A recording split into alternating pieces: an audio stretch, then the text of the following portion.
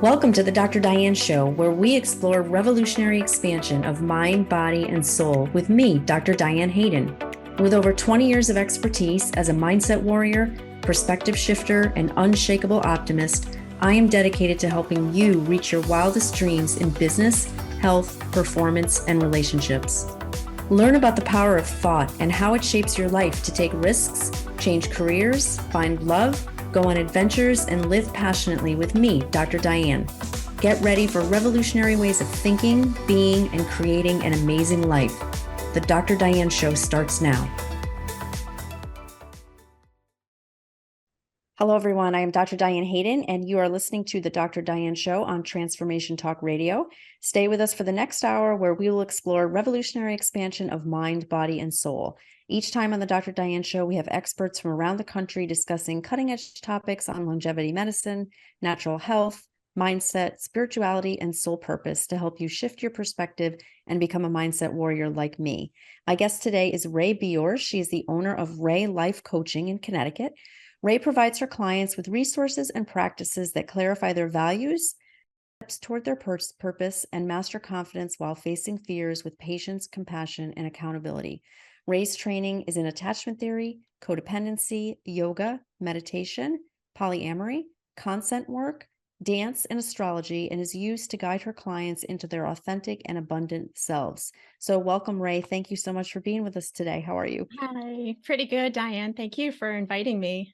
Yeah, awesome. So I love to start these by just giving our listeners a little bit more insight into who you are and your passion and your journey. So what kind of led you down this life to life coaching and everything that you do? Because I love all the different things that you have put together to really help your clients, especially astrology, because that's my passion. But yeah, tell us about your journey.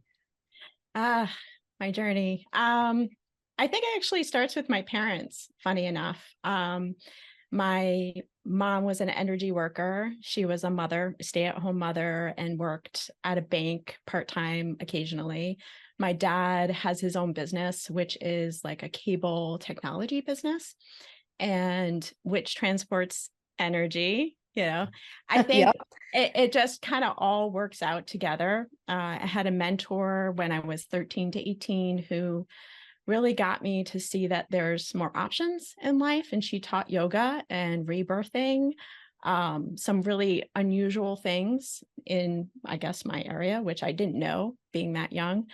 And so I went to RISD for sculpture. And then after college, I got certified as a yoga instructor, taught for 5 years. And I think those two things, well, maybe three things or more, my family and the mentorship that brought me to really discover something outside the box helped me. But once I got into the real world, it closed me down quick. So that's what brought me here, because after 7 years of being closed down, I said, I can't do this anymore. And the third big thing that really catapulted me to say, I have to do something different, was having an employment situation that was just so toxic and bullying that I had to make a decision, because it was either my life or a change. Yeah. So you were exposed to a lot of things, but it kind of sounds like you still sort of went down maybe a more traditional path in terms of working for someone else versus Yeah. having your own business, and then kind of realized that, I think we all go through those things though. Like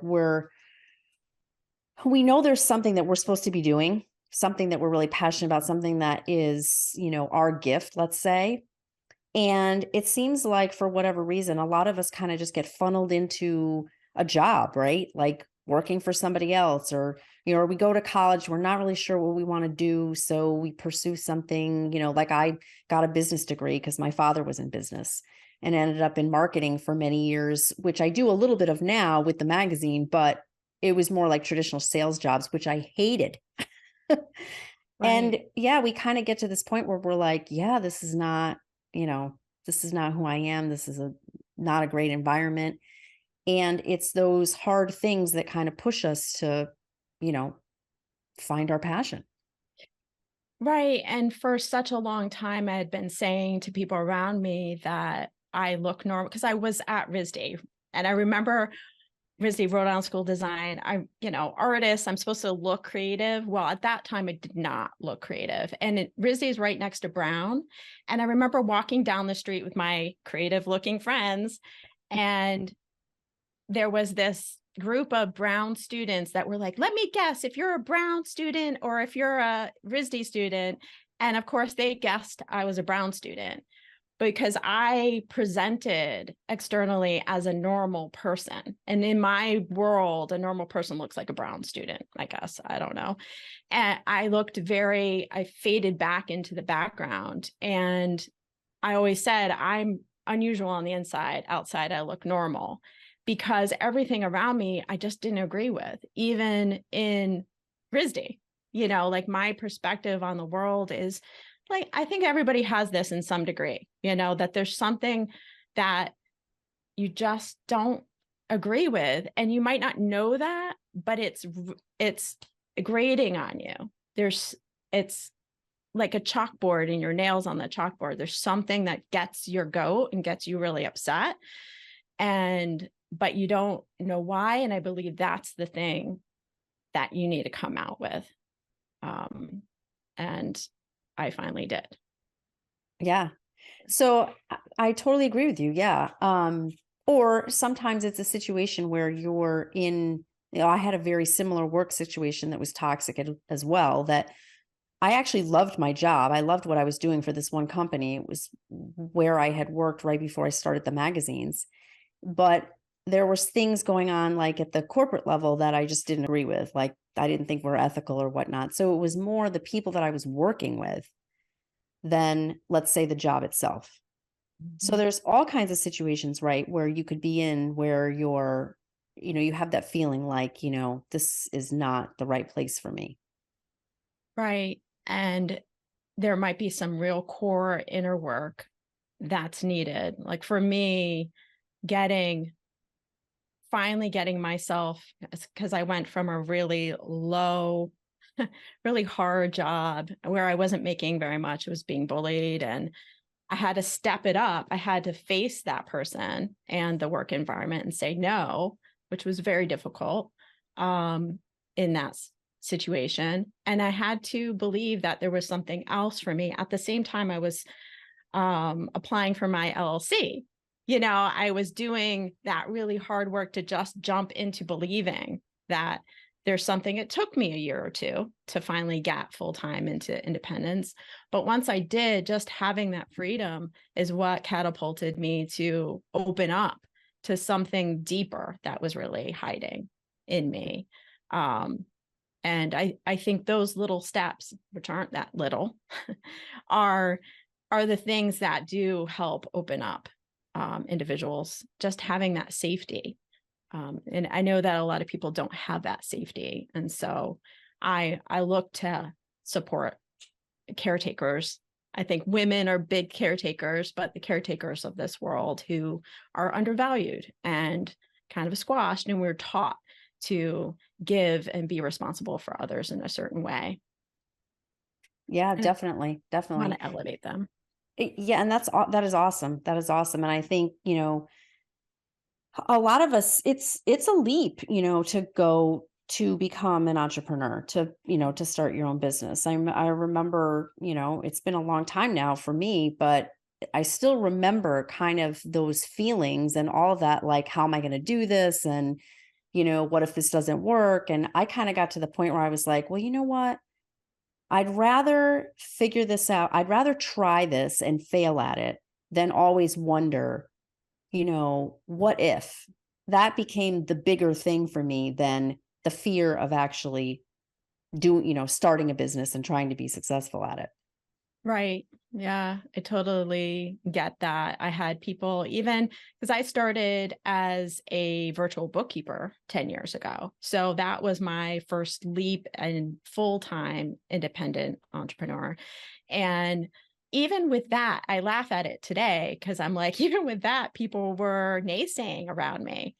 And I go, oh my God, had I just done that like 5 years earlier, because I had everything I needed, and you just don't know. And then, but in retrospect, it's really obvious as to what you really need. A big part of it is confidence. And how do you get that?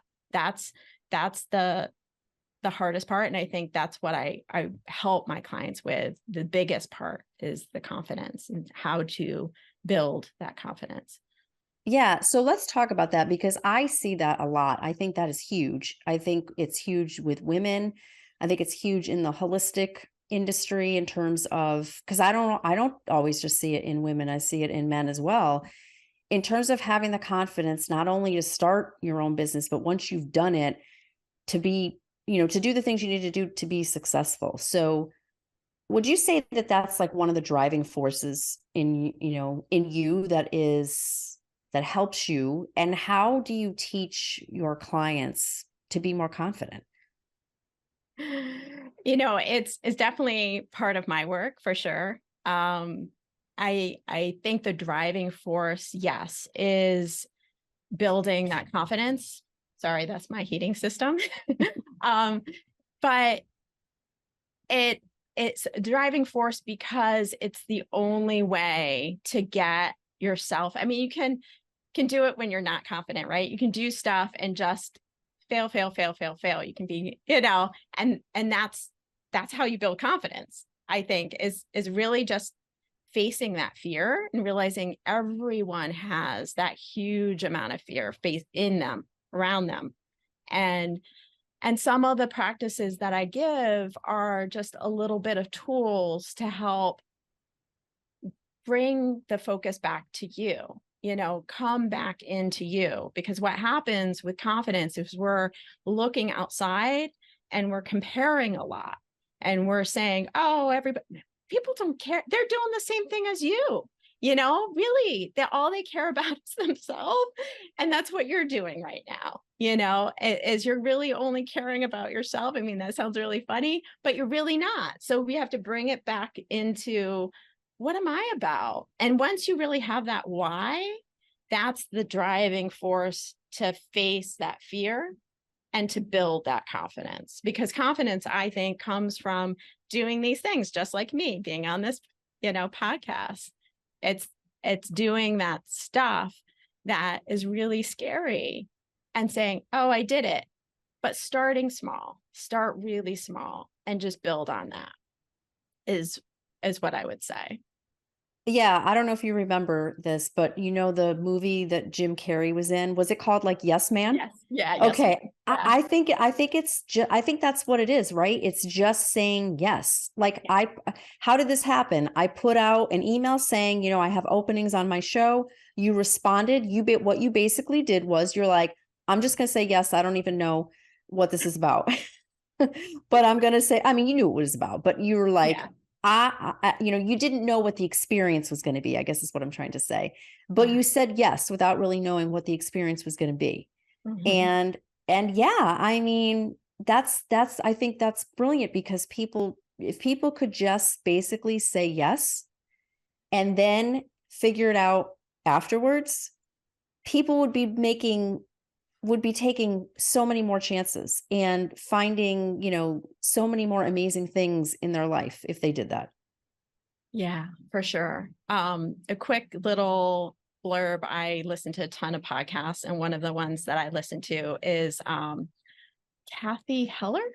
And she was talking about her experiences of writing. And first off, she writes songs.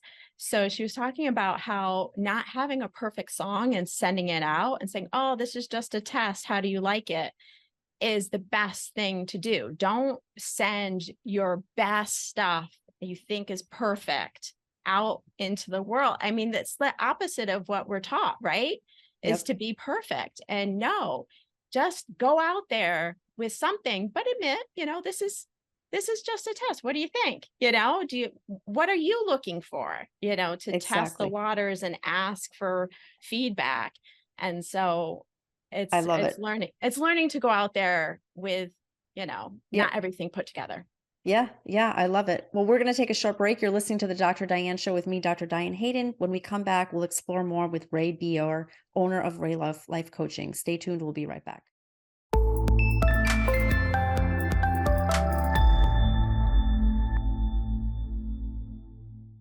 We're back in the Dr. Diane Show with me, Dr. Diane Hayden. But before we continue, I want to make sure everyone knows how to contact me. You can find me at www.drdianehayden.com or at either of my two publications, www.naturalnutmeg.com and www.essentialnaples.com. And you can learn more about Ray Beyor at www.reneebeyor.com. That's RENEEBEYOR.com. So welcome back, Ray. So we were talking about confidence and, how do you get it? I know. Basically. And we were saying, sometimes you just have to say yes to things without, thinking about it. Just keep putting yourself, out there for things. And we're kind of talking about it in relation to business, but I think it's confidence in anything, really, like confidence in relationships or finding a relationship, confidence in, your health. Like there's so many areas where you have to develop it in order to have, a fulfilling life where you're trying different things and you're meeting new people and you're building a business, let's say. So, what else do you tell people? Like, obviously, just you were saying, say yes, put something out there that it doesn't have to be perfect, but get something out there for feedback. What other tips do you give people? I did mention doing it small, Mm-hmm. starting small. So I'll give an example of my own life. When I finally started working independently in my own bookkeeping business in the beginning, I also started, because I had the free time, I started to go out there and swing dance in social situation, I love which it. you wouldn't know it now as much, but I was very shy. Still am, but and I had never done partner dancing. Very scary for me, even though I wouldn't have admitted it then. I found a swing dance group and went for my first time in 2014. And I just said to myself, and this is the thing, you have to know what you want, right? And you also have to be kind to yourself, give yourself time. So I said to myself, you know what? I'm going to take the beginner class and I'm going to leave. And then I'm going to take the beginner class the next week and I might stay for 5 minutes. Then I'm going to take the beginner class and then I'm going to stay for 10 minutes. And I just kept on adding a little bit. And then by the, later in like a year, I'd stay for almost the entire social, which is like 3 hours later. And Wow. I'd try to talk to people. Of course, that was the hardest thing for me. Now that won't be for other people, but it's being able to add those little increments, say yes in small increments and add to it. First, you have to know, a little piece of what you want. And that's a little bit of inner work. And some of that inner work is what I teach. So if you don't mind me talking about that, I can do that too. No, go ahead. Yeah. So one of the big things I teach is mirror work, and I have a 6-step process of mirror work. It spells out evades, but it's like I used to avoid the mirror like a plague. I was about at least 50 pounds overweight. I felt really horrible in my body. I remember literally not looking in the mirror. I still Wow. have a habit of, even when I'm dancing, not looking in the mirror. I mean, it is still a part of my work. So I know for sure that it's so important, but the mirror work isn't all about that. It's not all about our physical stuff. There's a lot of inner stuff that has to work. And so that's some of the work that I do with my clients. That's really cool. Yeah. Um, It's so funny. I dated this guy in my 20s who I have to actually credit him for getting me into lifting weights, because I don't know that I ever would have. I was big into like cardio and taught aerobics and whatever, and he was a big weightlifter, and he would drag me to Gold's Gym and basically be like, you're lifting weights, like that's what we're doing tonight, or we're doing Saturday Mhm. morning or whatever. We're going to the gym, we're lifting weights. This guy could not take his eyes off himself in the mirror. I mean, literally, like over and above just watching to make sure that his form was correct. It was basically like, God, I look good. Like I'm going to look in the mirror the whole time I'm here at Gold's Gym. And he was hilarious, to the point where for one of his birthdays, I actually got him a brand new full length mirror, and his family thought it was hilarious. And, but you know what? I look back and I think like, okay, yeah, he's an extreme example that I'm giving, but there are reasons why you have to look in the mirror. I mean, literally, for as simple as when you're lifting, you do need to make sure your form is correct. That's how you learn. That's how you grow in terms of lifting, is to just be watching yourself in the mirror to make sure that your knees are the correct way, your body, your alignment, your whole like alignment, right?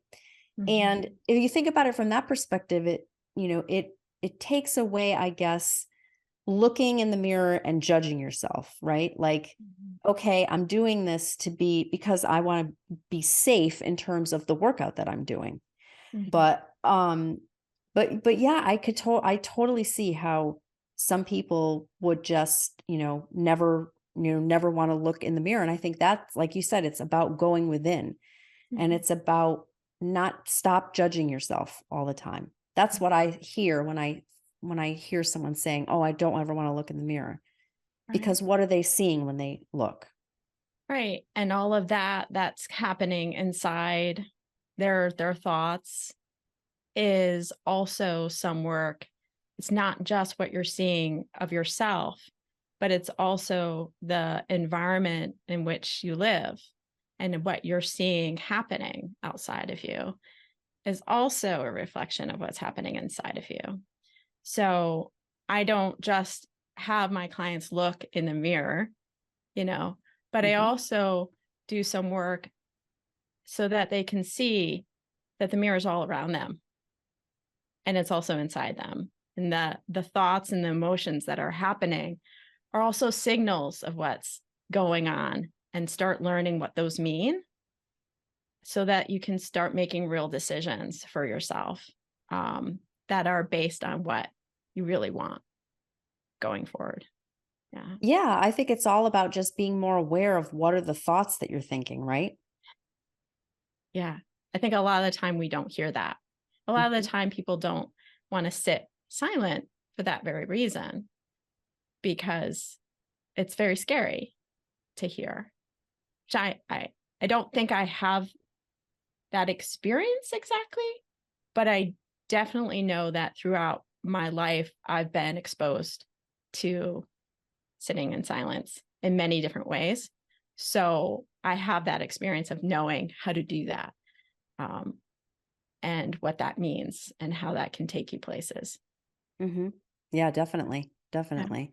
We all need more of that. I think now we're in this society that is so being bombarded by everything, right? Like advertising and messages and people and places and things, and having to go and do and whatever. It's like you have to really be disciplined and make that time to actually take a minute to just relax and be silent and listen to the things you're saying to yourself.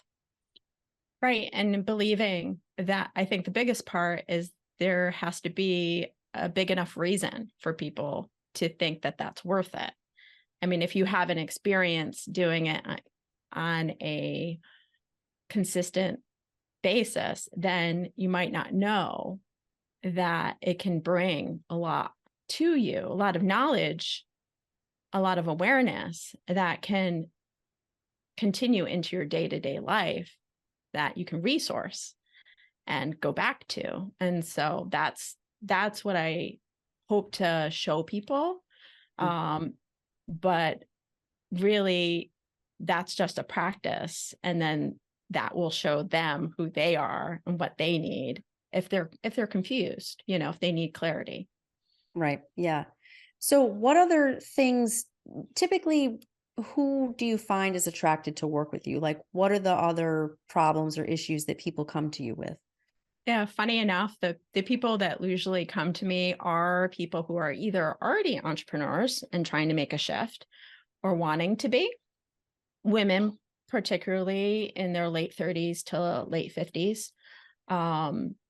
They are being challenged by something, whether it be, usually it's independence, finding a grounding in their own independence financially. So, and wanting to get that independence through purpose is a huge one. So yeah, those are the people. And the challenge is knowing what that is exactly, the clarity around that, but also for sure the confidence. But I think knowing the big why, like what is really going to drive them to do those hard things, to face the fear, so that when it's hard, they still say yes. Yeah, and that's it right there, right? You Yeah. have to have that why. Um, it was interesting that a company that I worked for a long time ago, like that, a lot of their training was all about finding your why. And like you said, that's what you're going to need to get you through the times where you're like, oh, this is never going to work. What was I thinking? I want to give up, or it's really difficult, or, you're having bad weeks or months or whatever it is in terms of getting new clients and whatnot. It's all, it all comes back to what is your why? Yeah, for sure. After my mirroring exercises, I take people into the coming out process, and that's all about the why. Because the mirroring process brings you back in to yourself to finally listen and know what those signals are. And the coming out process is finally getting that. And how do you go and now try to go out into the world with it? Yeah, I love it. I love it. And like I said, it's critical because I think that without that, we're kind of floundering and we don't really have like a beacon to hold on to, like something to hold on to get us through those times. And I've had it where I was like, like, what am I doing? Nobody cares about this magazine. I'm done. But yeah, you got to keep coming back to that why. So we're going to take another quick break. You're listening to the Dr. Diane Show with me, Dr. Diane Hayden. When we come back, we'll be talking more about life coaching with Ray Beyor. Stay tuned. We'll be right back.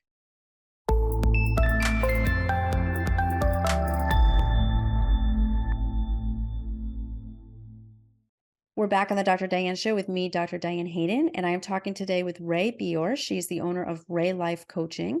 You can learn more about her at www.reneebeyor.com.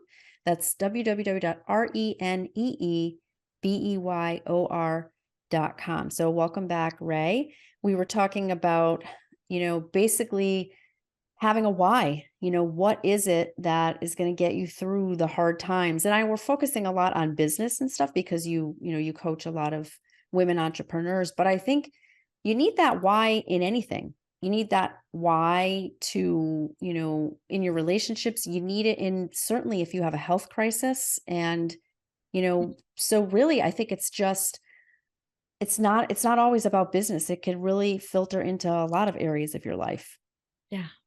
And I'll tell you a story of how I found my why in something not business related.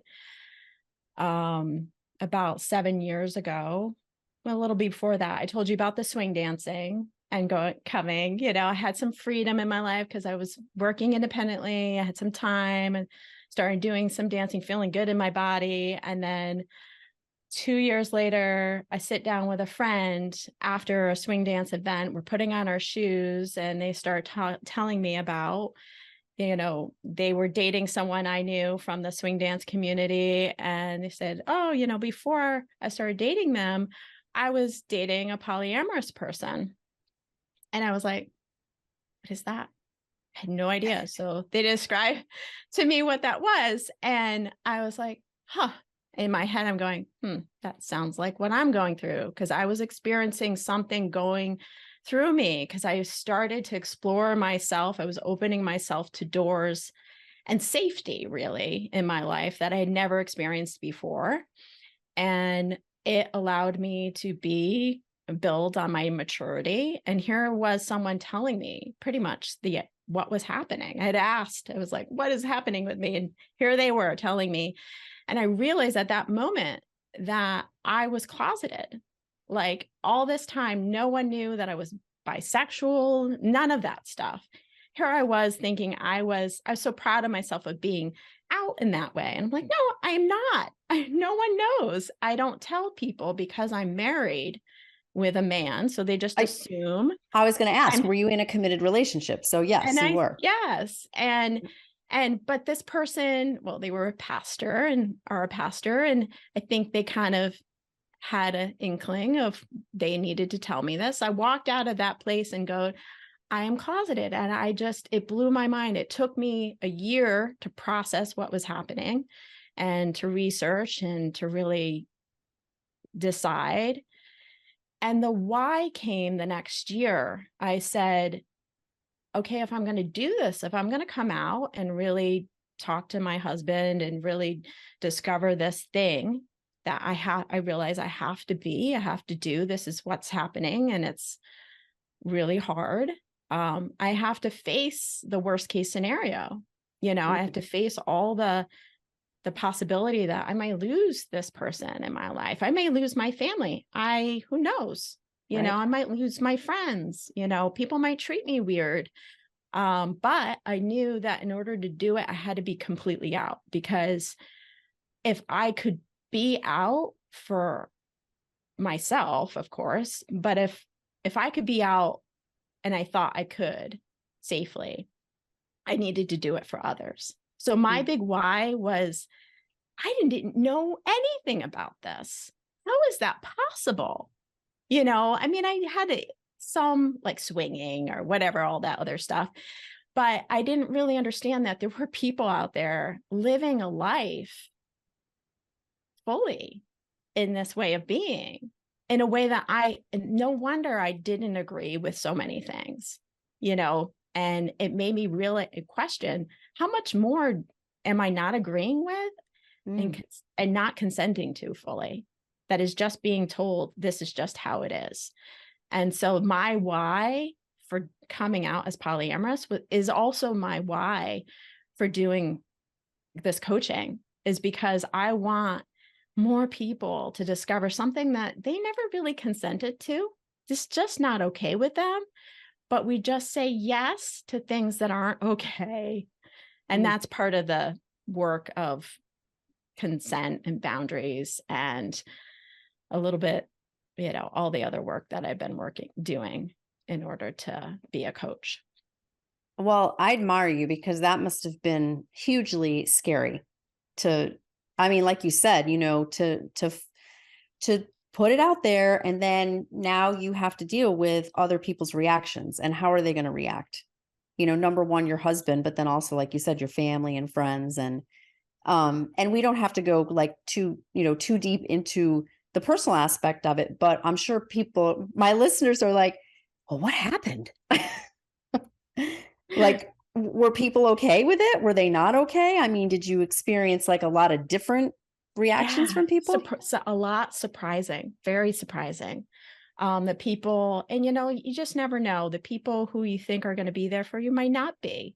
The people you think might be so scared might be like, oh, I'm so happy that you're going to be happy now. Whatever that. And that was my husband. My husband was like, he's always been great. And that's why I chose him so long ago. I've been with him for 30 years. Wow. I was. You don't look old enough to have to. Yeah, I know. Been with somebody for 30 That's years. Called dance. Yeah, you look amazing.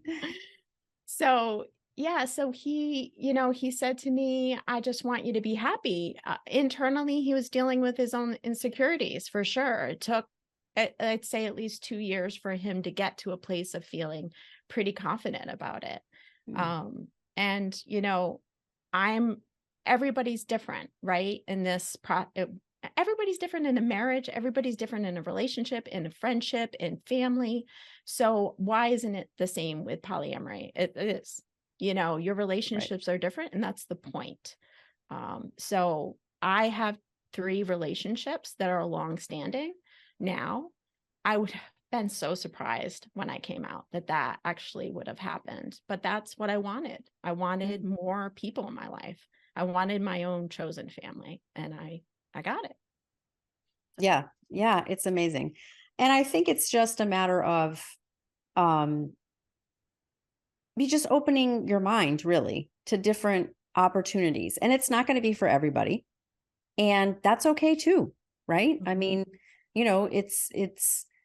I think we're getting into this sort of new world of people are becoming much more, open, not judgmental, accepting of just people's different opinions and desires. And sometimes you wouldn't know it by if you're on social media, but but I mean, I think really there are a lot more situations like this where people are just more accepting. And it's, if you my beliefs are, deep in spirituality. And to me, every person is a soul. We're here having a human experience, right? And so, who's to say why is it that, women have to be with men and that's the only way that it could be? I mean, we're all souls, right? So if a soul finds another soul that they love, it shouldn't matter if it's a man or a woman, whatever, right? Right. Right. And my why is what um it's about that. It's about being able to open yourself up to, some new possibilities and realize that not everything, yeah, your energy, it's all about energy, and it's all about um what you want to be, in this world. What do you want to experience in this world? And that I had to ask myself that year of figuring out, like, this is my one life, Mm. like, what is it that I want to have in this life? I want real connections, and that's not just love or romantic. That's friendship too, and whatever form that takes and how that looks. I want that openness, but that might not be for somebody else. It's all about realizing, what am I holding myself back from? And am I willing to face the consequences? Is my why enough to face those consequences? And that's really the big question. Yeah. It's funny, like many years ago when I was single, I used to say to my friends, I'm not sure that humans are meant to be monogamous because I see a lot of people who've been in long-term relationships for many, many years and they don't seem too happy. And it's like a lot of them are in those relationships because, you didn't get divorced back in the day, or there's financial reasons or whatever it was. And I just always had this question like, are we meant to just have one person that we're with from the time we're 20 till the time we die? I don't know if I believe that. Yeah, and I think our world isn't made that way anymore, right? There's a lot of, I mean, it matters where you live in your culture, but there's, we don't stay with the same job. Pretty much can be multiple people in one lifetime now. So, and it doesn't mean you see so many people divorce and that, but there's change, right? There's growth. And to expect that one person is going to fulfill all of your needs is unrealistic. I think it's unfair. Like, I wouldn't want someone to expect so much of me in a certain way that I might not like, you know, and I'm giving all my life to it.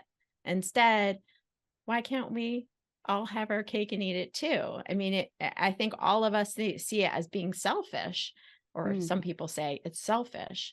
But right. the reality is, who's saying it's selfish? And is that a bad thing to be caring for self?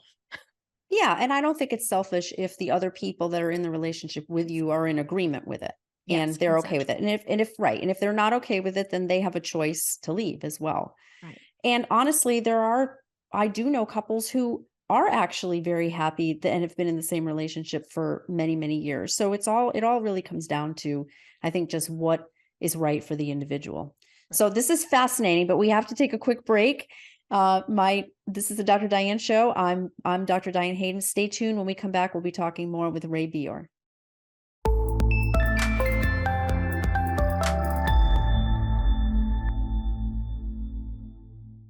We're back on the Dr. Diane show with me, Dr. Diane Hayden. You can learn more about me at www.drdianehayden.com. And I'm talking today with Ray Beyor. She's the owner of Ray Life Coaching. You can learn more about Ray at www.reneebeyor.com.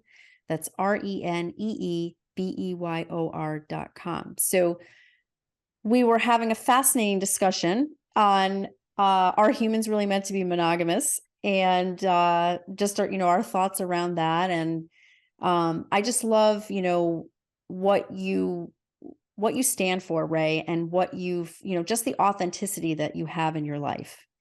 And I think that's, definitely shines through for sure. So I wanted to make sure you have a free takeaway for our listeners. So tell us a little bit about that. Yes, you can go to my website, reneebeyor.com /free dash resources. And right now, if you subscribe, you can get at least one meditation for free, but there's 2 available right now. And they help. The first one helps. It's about 10 to 12 minutes long, and it helps recenter you, especially for people who are feeling really scattered. It's only 10 minutes. It just pretty much brings you back into yourself, and a little bit of gratitude at the end. For people who haven't done meditation, it might actually put you to sleep. So that might be good if you're having a hard time sleeping. The second one is similar, but it brings you to a visualization of a place that creates calm, hope, and inspiration that you can take with you throughout the day to remind yourself and get back into when you're feeling a little off. So those 2 are free. If you just click on the subscribe and put in your information, you'll get an email that can link to. And as time goes on, I'll be adding some freebies, and also you'll get a newsletter that will give you some more tips.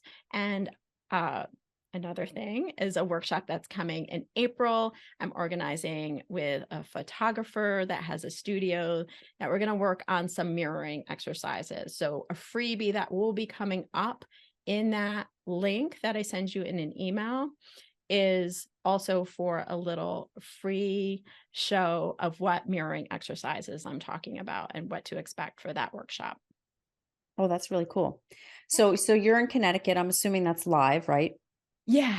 Not virtual. Yep. Yeah, though the workshop is actually going to be in person, but I am going to video it, and then it will be available online for a very small fee when it's available in video. So you can come locally.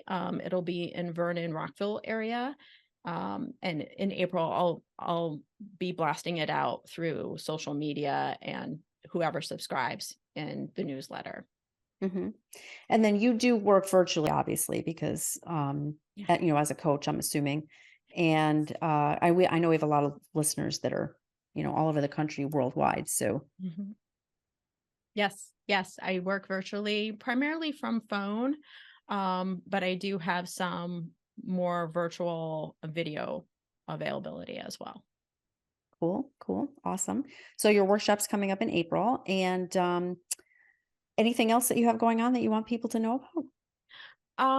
The next step in this process, mattering upon where you are, is the coming out process. So I will be doing the first stage of that is the mirroring exercises. And that's a whole six steps process. And that's what the workshop is about. But the next part is also the coming out process. I also do one-to-ones, and I have a 1 month and a 3-month basic, which is really just helping you stand up for what you are about. And that is mattering upon where you are. You might not know what you're about at all, and you might not feel like you have the confidence. So those are the 2 things that I work with you on. And then I have this big package that is about loving your image. And that's also part of the mirroring process. It's a one-to-one, but we also can go out into the public, mattering upon if you're virtual, that's where the video aspect comes. I will come with you into an area of you going out into the public and really using the skills now. From the first month, you'll work inside. From the second month, you'll work on your outside world, and then we'll go out into the public on the third month. So that's a bigger package that you'll see on my website. Wow, that's really cool. So you're actually helping them to, step forward in this new space or self or whatever you would call it, and actually do it, right? Yeah, really take action. But first we have to do it baby steps, right? So yeah, so that's why I take the first month and the second month and then start pushing you back into your real world, out into really scary areas, just like me going swing dancing, those little steps. Yep. Yep, exactly. So we just have a couple minutes left. One thing we didn't touch on that I wanted to ask you about was you do some work with astrology too? I do. It's very, very novice right now. I use people's dates and times and provide a resource for them so that they can use that as a decision making process. It's like the weather, right? And in this next year, my goal is to do my own research so that I can become more of an astrologer for people on the side, for another resource to really be there for them in that process. But yeah, I love astrology. There's also there's other things that go in there like gene key and how you can really use your placement in the sky to understand why you're here. Yeah. Oh, I totally get it. I've Yeah. been fascinated by that and numerology and a tool called the Destiny cards. And some of it is just spot on as far as like, the things that I've learned from it. And I think it can be really helpful for people too. Oh, for sure. It's a nice way of going, what's happening in the sky right now? And okay, that's when I'm going to push that out. That's when I'm going to be ready. Oh, no wonder I'm feeling, this way. That's because of what's going on right now. Yeah, it's really helpful. Yeah, exactly. Just another way for people to tune into their thoughts and feelings and understand all that stuff. I think it's really cool. Well, I want to thank you so much, Ray. This has been fascinating and enlightening. And again, people can learn more about you at www.reneebeyor.com. And like I said, thanks so much for being with us. I appreciate it and all of your great information. Thank you so much, Diane. This was fun. Yep. Awesome. And I want to thank all of you for tuning into the Dr. Diane Show. Please join me the first and third Thursdays at 11 Eastern, 8 a.m. Pacific. Next time on the show, we'll be discussing more about the power of thoughts and beliefs and the impact they have on your life. Have a great week, and I'll see you back here next time. Thank you for tuning into the Dr. Diane Show, revolutionary expansion of mind, body, and soul with me, Dr. Diane Hayden.